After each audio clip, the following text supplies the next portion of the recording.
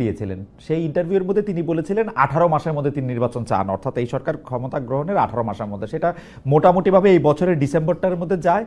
এই কথা আবার তিনি বলেছেন বলে আমরা শুনেছি, বা তিনি আসলে ডিসেম্বরের মধ্যেই আসলে নির্বাচন চান। তার এই বক্তব্য, যেখানে আসলে সংস্কার বা অন্যান্য বিচার যেগুলির ব্যাপারে আসলে অনেকেই প্রশ্ন করছেন, তাইলে কি জুলাই আগস্টের আন্দোলনটা শুধুমাত্র এই নির্বাচনটাকে সামনে রেখেই হয়েছে?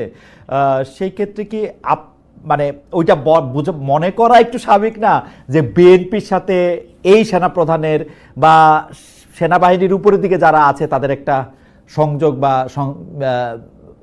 আমি আতাত বলবো না, মানে তাদের একটা বোঝাপড়া হয়েছে, ওরকম কি মনে করা যায় না?